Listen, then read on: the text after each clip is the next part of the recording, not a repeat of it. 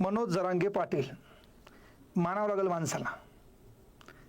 पहा, तात्पुरते काही समाजाची तळमळ दाखवणारे, त्याच्यानंतर पाकिटबाज आहे ना, त्यानंतर लुटारू, समाजाला वेठीस धरणारे, या सर्वांना पुरून उरणारा एक खमक्या म्हणलं की मनोज जरांगे पाटील.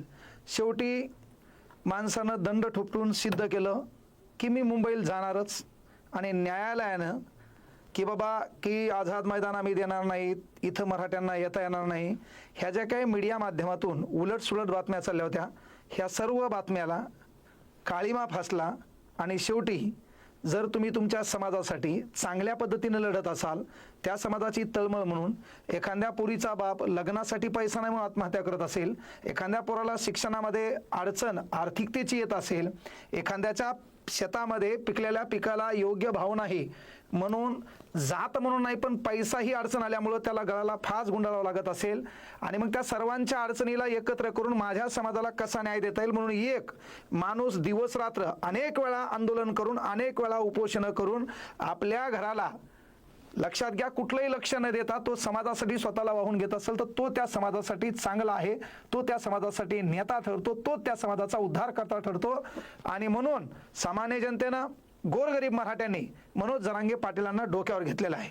त्यांचं स्थान इतर समाजामध्ये कित्येक जण येतील, तात्पुरते काहीतरी हवाबाजी करण्याचा प्रयत्न करतील, पण ती जागा मनोज जरांगे पाटलाची इतरांना घेता येणार नाही.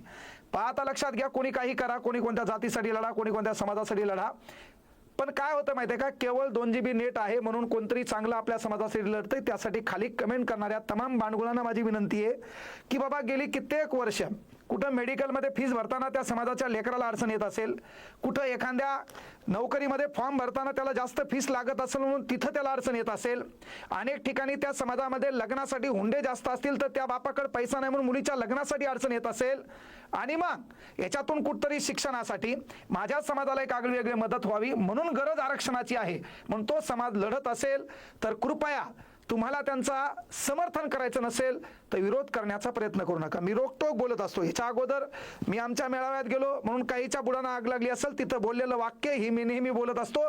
ते वाक्य कुठल्या नेत्याबद्दल नाही, कारण त्या नेत्यानं माझ्या घरी काही एखादा कंट्रोल गहू आणून टाकलेला नाही, ही गोष्ट लक्षात घ्या.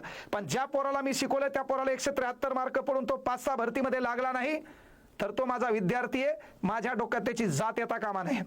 माझा पहिली भूमिका, माझी जात कोणती तर ती शिक्षकाची, ती मी विसरता कामा नये.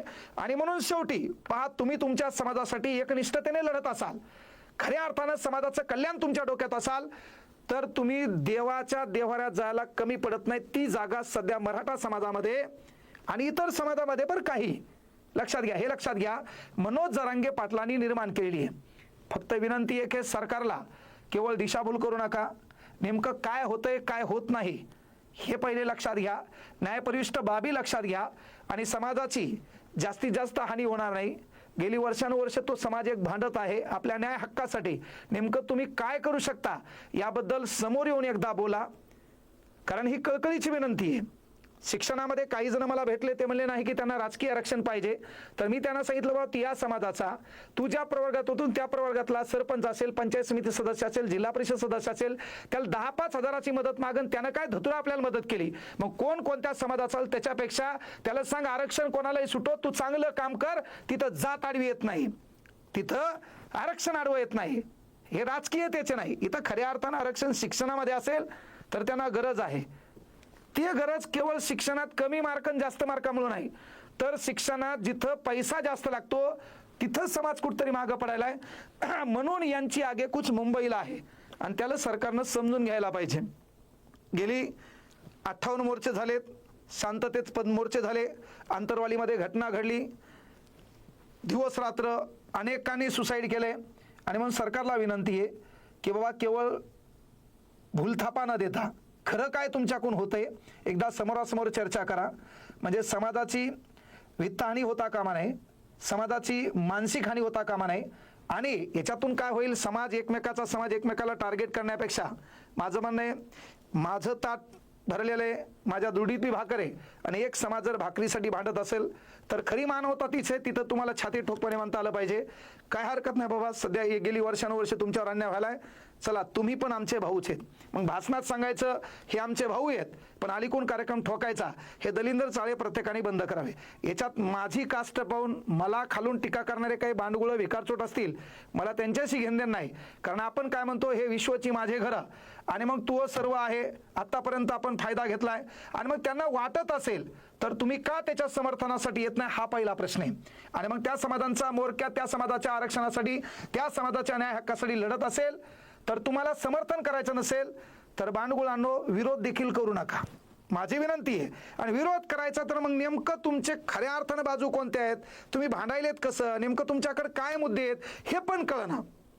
कारण उगं व्हायरल होण्यासाठी मी काहीतरी समाजाचा नेता आहे म्हणून पुढे येऊन विरोध करून फायदा नाही. जो समाज त्याच्या हक्कासाठी लढत आहे, शेवटी न्यायालय आहे, न्यायालयाने ठरवलं की हा समाज या प्रवर्गात जाणार आहे, तुमचा बापही रोखू शकत नाही. न्यायालयाने ठरवलं बाबा की हा समाज या प्रवर्गात जाऊ शकत नाही, वेगळी काय तरतूद आहे न्यायालय ठरवल. त्यामुळे तुम्ही व्हॉट्सअपवर युनिव्हर्सिटीत शिकणाऱ्यांनी नॉलेज झाडू नाही. जो समाज त्याच्या हक्कासाठी लढत आहे त्याला समर्थन देण्याचं काम करा. हीच खरी वेळ आहे भारतामध्ये शांतता नांदण्याची. कोणीतरी येणार, जरांगे पाटील त्याच्या विरोधात बोलणार, कोणतरी जरांगे पाटलाच्या विरोधात बोलणार, हे बंद करणं काळाची गरज आहे. कारण का तो समाज त्याच्या हक्कासाठी लढत आहे. आणि माझी एक विनंती पण आहे की तुम्ही जरासं 2 GB नेटचा चांगल्या जागी वापर करा. समाजात होता येईल तेवढं तेढ निर्माण होण्याची काळजी घ्या. त्यांच्या न्याय हक्कासाठी जे लढत आहेत त्यांना समर्थन देता येत असेल तर द्या, पण निरर्थक चव्हाट्यावर, चौकात, टपरीवर बसून तुला आरक्षणाचं लयच नॉलेज आहे असं ज्ञान कुठं झाडून त्या ठिकाणी आपल्या बाजूला बसणाऱ्या है ना 4-5 जण चहा घेणाऱ्या वेगवेगळ्या समाजाच्या लोकांमध्ये दुरावा निर्माण होणार नाही याची काळजी घ्या. मी शिकवत असताना माझ्याकडे प्रत्येक जाती धर्माचे पोरं येतात आणि मला विनंती असते की एखाद्या पोराला मी शिकवलं, यालाही सारखं शिकवलंय पण चला हे पोरगं लागलं नाही, त्याचं दुःख माझ्या मनात असते. तो जर खरा शिक्षक असेल तर, आणि ते दुःख आतापर्यंत लय वेळा झाले. तो समाज त्याच्या न्याय हक्कासाठी लढत आहे. त्याच्या न्याय हक्कासाठी लढणाऱ्या प्रत्येक योद्ध्याला, मनोज दादा जरांगे पाटलांना बळ येवो, त्यांचे जे काही हक्क आहेत ते त्यांना मिळो, त्यांच्या लढ्याला यश मिळो एवढीच एक प्रार्थना या ठिकाणी करतो. आणि मुंबई लढा त्यांचा यशस्वी हो एवढीच सरकारला विनंती करतो. धन्यवाद. जय हिंद, जय महाराष्ट्र, जय शिवराय, जय भीम, जय संविधान.